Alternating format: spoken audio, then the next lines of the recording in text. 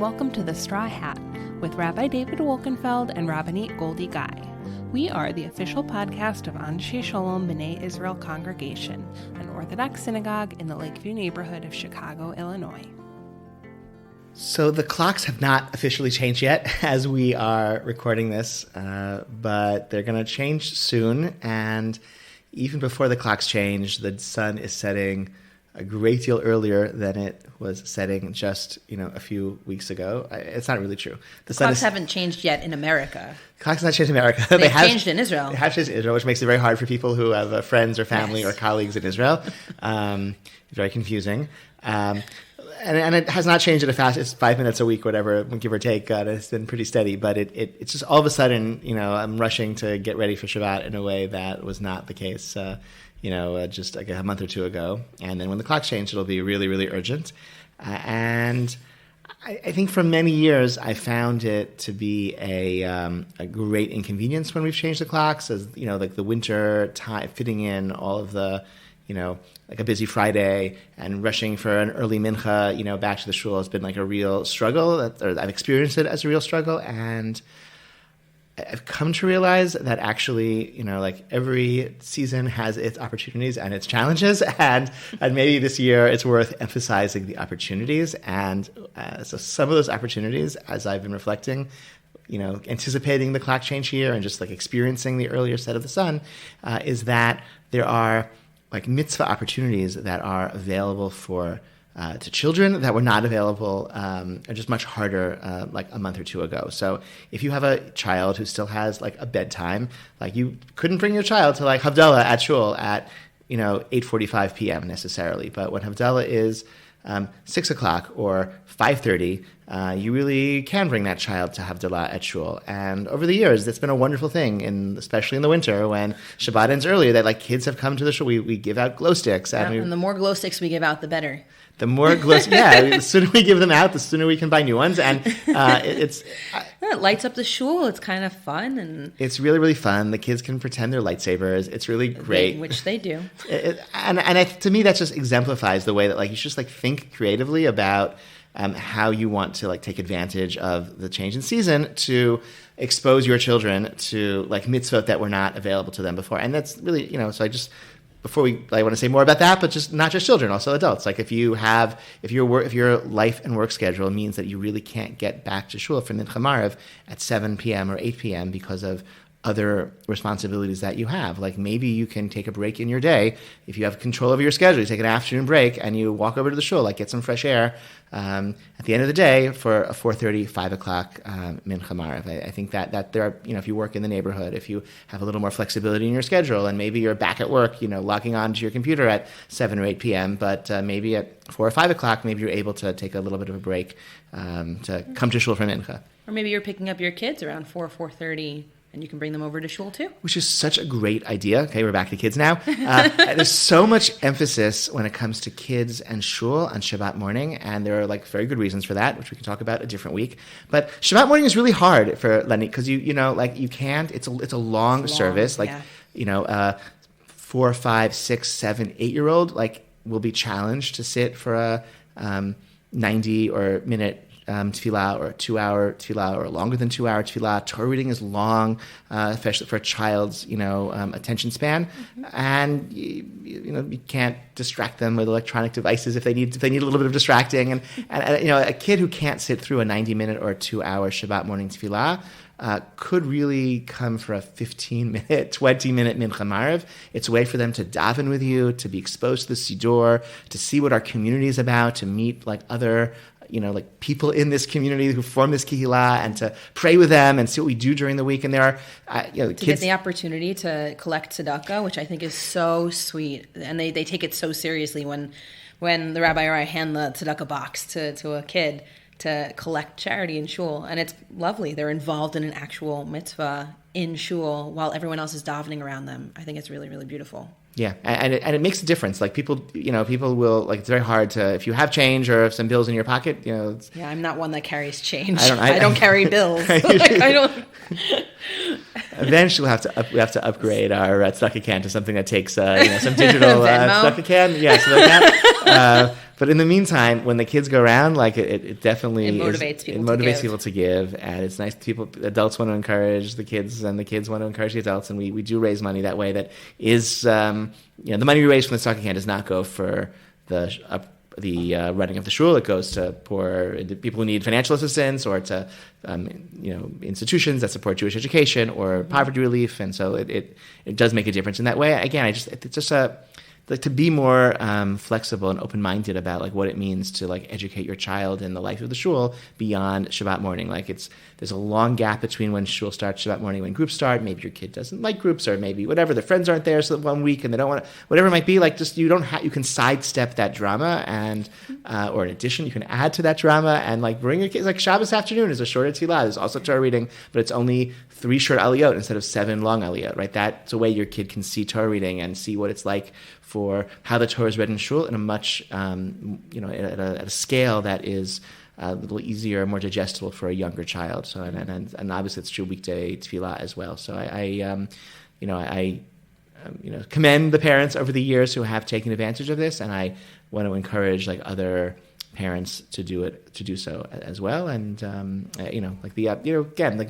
each season has its own opportunities. Our younger children over the years have not seen Havdalah for like 6 months of the year, but in the winter they get to see it again, and that's really exciting. And each season has its opportunities, and you should think about what they are and lean into them. And I hope the shul is part of that. Like as Shabbat starts earlier, and as that relates to bedtimes and dinner times and stuff, like to just really hope to see more kids and more parents. And of course, it's not lost on us that the 5-year-olds, please God, are getting vaccinated this week, next week, and I hope that will. Baruch Hashem. Yes, literally, and I hope that will enable many more people to feel comfortable and feel safe and responsible, bringing their kids to more things at the shul more frequently with others.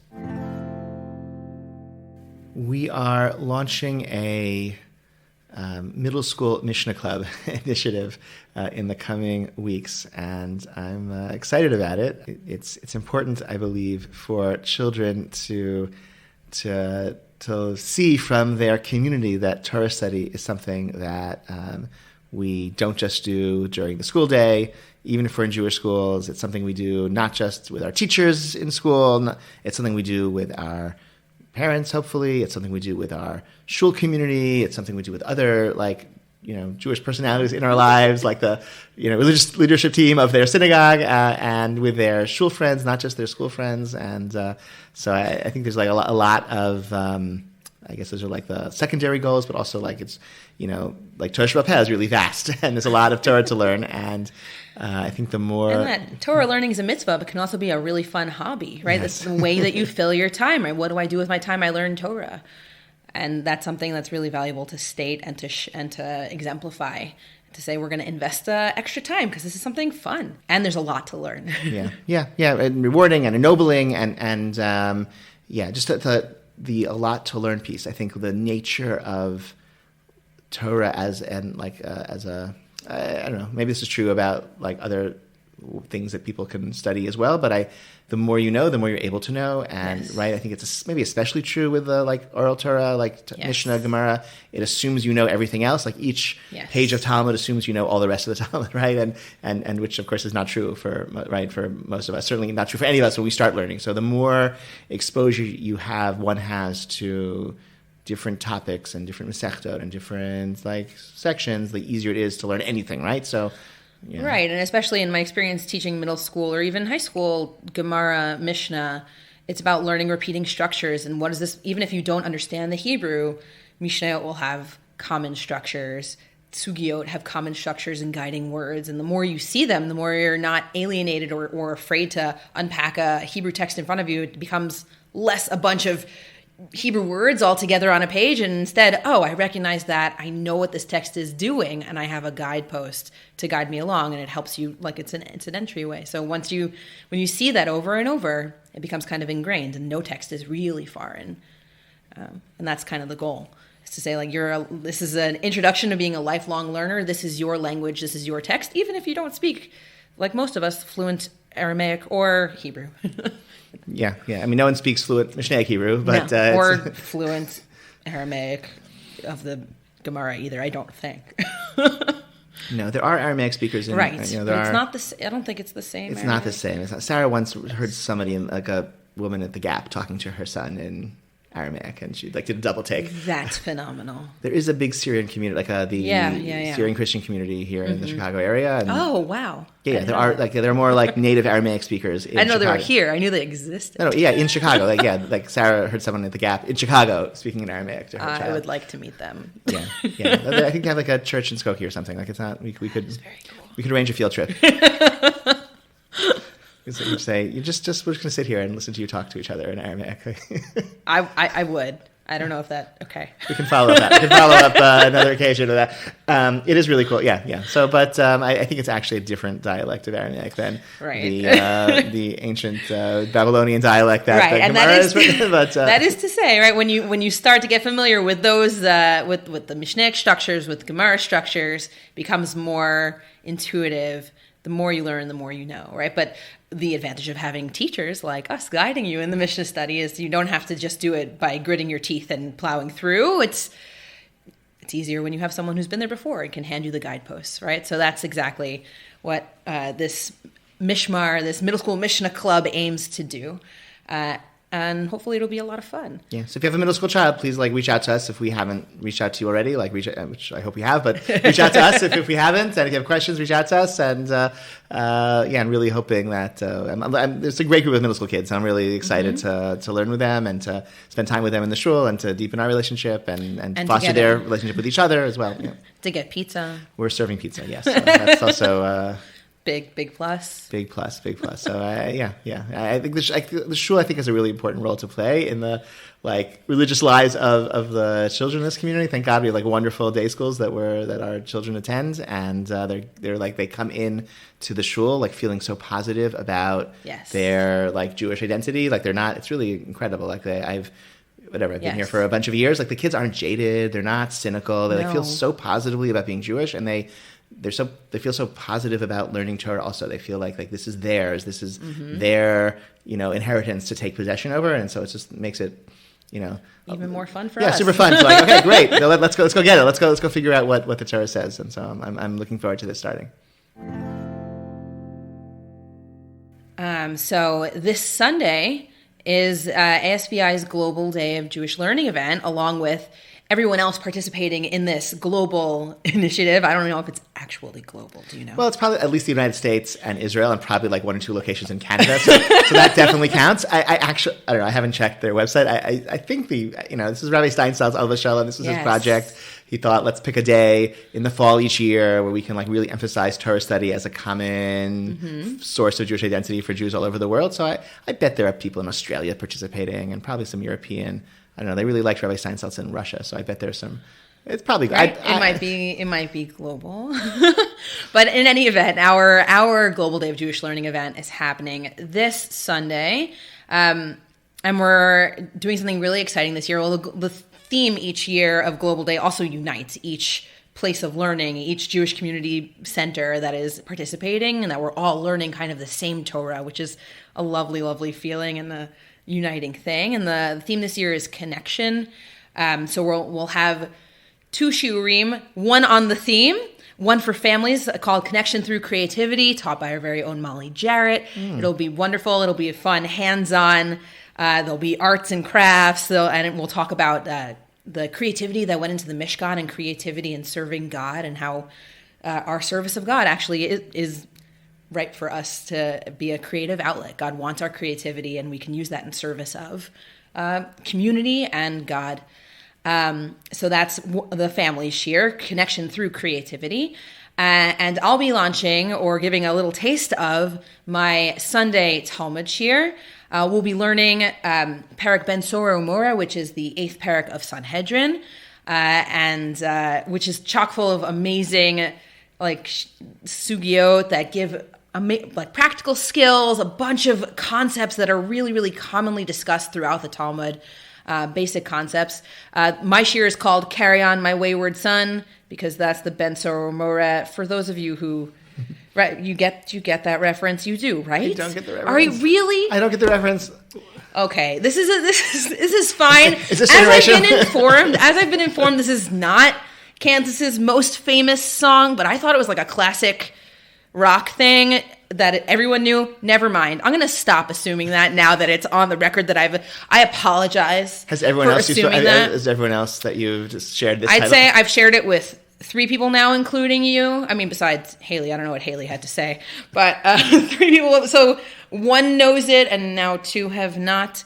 It's a great song, and Right, so I'm tell me pretty, about the song. Okay, well, the Ben Sorero Moret is this. Well, I know that part. I know that part. Well, is the wayward son in the Torah, and there's these really enigmatic laws surrounding the discipline and punishment of the Ben Sorero Moret. It's a young child who seemingly doesn't do very much wrong and has a very steep punishment for it. So we're going to be talking about that concept of Nidon al Shem Sofo, how he's judged based on what he might do in the future, which is what he's presumed to do in the future if he continues on this path. It has a lot of avenues for exploration of what is the communal role in educating children? Mm-hmm. What's the communal role in disciplining children? Do we really judge children for what they do in childhood as harshly as the Torah would seem to be saying in this case? Lots of interesting implications for this sugya. And that's the Wayward Son. The Carry On My Wayward Son song lyric is a song by Kansas. It's a good song. Classic rock. I don't know. They played it on my classic rock station when I was in middle school a lot. So. Oh, okay. I also listened to classic rock on the radio when I was in middle school as well. So, but it might have, it's like a 10-year difference. Yeah, but might have made a difference. I thought classic rock wasn't supposed to change. It actually is changing, and that actually has freaked me out a bit because I've tuned in and it's like giving me like, this is not classic rock. And they're playing like 90s stuff. I'm like, oh no. No. Classic rock was like 60s and 70s. I know, right? but they have updated it apparently. I've tried to tune in, and it kind of threw me for a loop. The point is, yes. What is that? I will listen to the song. And what is that? So tell me about this. So, okay, it's not their most famous. The song. Shir is being launched at Global Day, which we are convening our gathering at the shul Sunday afternoon, 4:20 Mincha Mariv. Followed by these 2 shiurim, which will run concurrently at 5 p.m. Shir for adults, which will be a class geared towards beginning intermediate students of Talmud, but all are welcome to attend. The text will be in the original Hebrew. I'll give many in translation, those that'll be kind of unfamiliar. We won't be diving into all of the skills work in this first introductory class. It'll be fun. It'll be accessible. Come with your curiosity and your interest in the topic, and also our Shir for Families, Connection Through Creativity, a hands-on class about creativity and connecting to God. So that'll be at 5 p.m. And and hopefully there'll be also dinner order. Yes. So great, good. And following that at 5:45. 6 o'clock. Like dinner to go. We're ordering from dinner to go. Where food will be delivered to the shul. People can order, and they can. So you don't have to worry about leaving the program and having to make dinner. You can take your dinner with you and you go home. Great, wonderful. Yes. Okay, and then your Talmud Shir moving forward will be on Sunday morning. No, afternoon. Yeah. I don't know. You tell me. You're the teacher. When should people show up? I mean, I've been trying to survey to see when people are available. I know Sundays can be difficult, but so can weeknights. So I was hoping it would be Sunday post Shachris. Oh, great! But people can give me feedback. I don't know if this is the forum to do that. Anyone listening to the podcast. Like, we moved Global Day to the afternoon because that's when people said they were available. So I'm willing to be flexible for those who have interest in this Talmud Shir going forward.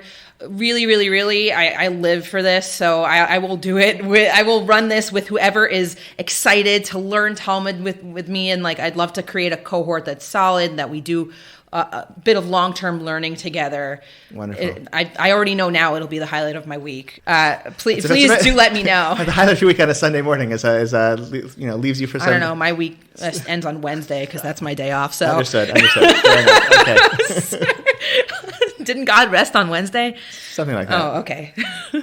So Ben Sormar. So what are there's the wayward. There's the wayward child that talks about communal responsibility and discipline and whether or not how we change and how people are expected to change and grow over the course of a lifetime. Or heavy not. themes. Heavy themes. There's also a lot of other heavy topics. And we're going to jump around a little bit because there's a lot of sugiyot there that are not as compelling. I mean, I think it's all compelling, and You'll have to select. So best of the best, Perek Ben Sormar. So we'll talk about We'll talk about laws of the pursuer, the rodef, which is also really fascinating. There's this law, right, that if there's someone who is a rodef, you're allowed to kill them before they are able to commit the final crime. And that's also really interesting. How do you know someone's a rodef? What allows you to go ahead and take that preemptive action? Like this vigilante justice? I don't know if you would call it vigilante justice. Yeah, vigilante justice, like punishing someone. True. This is more like a... It's a preemptive punishment. It's a... Maybe. No. I don't... Might be a way of seeing it. Okay, I hadn't thought How do you see it? As like an obligation to rescue. An obligation to, right, because there's also... You can't be a bystander. Correct. You can't just pretend you, right? Lo tamod adam re'echa is the theme, right? Don't be a bystander while someone's life is in danger. So that's also another sugya. How much do I have to put my own life in danger in order to save somebody else? Right. Preservation of life. We talk about the mitzvot that you're actually supposed to give your life up for. Yes. The prohibitions that if you're told violate this, that you're supposed to offer up your life instead of violate them. So that's we're going to talk about that. There's which is hugely these are all actually quite practical, right? Because I mean, are they? Well, the fact that like the other prohibitions we generally do violate to save life. No, that's right. The overriding principle of preserving life. These sugiyot push you and say, okay, what are the limits of that? Right? I guess. What are the limits of that? What are the prohibitions that go so much against our principles of living a Jewish life and a God-fearing life that we would say that's not the life we want to preserve, or that should be, which is, it's really hard. That's a hard topic. It's a hard topic that it does come into play. Yeah. Hopefully not for us, but does come into play. And there were also discussions there about Bnei Noach and the nations of the world, right? Are they obligated in those prohibitions as well, not to not violate them and rather be as I'm sort of thinking as I was listening to you about the lo tamod of the prohibition against being a bystander when someone's life is in danger. I think it's sort of interesting to contemplate how like our globalized world has enabled us to like be aware of people in danger all across the world and to potentially intervene on behalf of people in danger all across the right for I don't know, $15 I can... How much does it extend? I can feed a starving person in wherever, or I can buy a mosquito net to prevent someone from getting malaria in wherever. And so like what responsibility does that create for me? And what am I allowed, and if it does impose a responsibility of intervention and life-saving, like how can are there any limits on to the degree of my responsibility? If this I know is discussed in the redeeming captives, or somebody knocks on your door and this happened. I'm raising money for a surgery, life-saving surgery. I need $150,000 to pay for a life-saving surgery not covered by my insurance, whatever. I don't know, so how can you not liquidate your assets to save this person's life? But it seems that we don't, right? But why not? I know that's discussed. And that's not in the Gemara, but it emerges from I think these. Yes. To what extent does my obligation extend? Right. That's how we always investigate mitzvot, like who, what, when, where, and how. Right. We always have to define our parameters of these obligations, especially if they can be so far-reaching. So the Global Day, you want to be very, you're launching, anyone can please come, and that's like a more broader... It's going to be a broader introduction, Ben Sorer Moreh. Anyone interested in Talmud, whatever their background, they should feel encouraged to come. I'll show a little bit of the methodology of the class, like how our discussions will run. I'll do a little show of how I'll do skills work with the class as well, of developing our Talmud skills. Fantastic. So you can become, with the goal of becoming independent learners, or at least gaining skills. And someone who already has some independent learning skills, would this be fine for them too? Or? Yeah, I think so. I think it'd be good up until intermediate, because then I don't want I'm not sure. We'll see how the dynamics play out. I've taught this class before to a group of mixed level learners, and it worked well because there's a higher level discussion that goes on with these sugiyot that are deeper, so that go broader and deeper than just the skills work. And also, I find, and this is not I find that even advanced learners of Talmud sometimes have gained their skills through sheer, breadth of learning, and don't necessarily have the skills to break down a sugya in the way that they might want. So this sheer will also provide that. It's always helpful to do that work.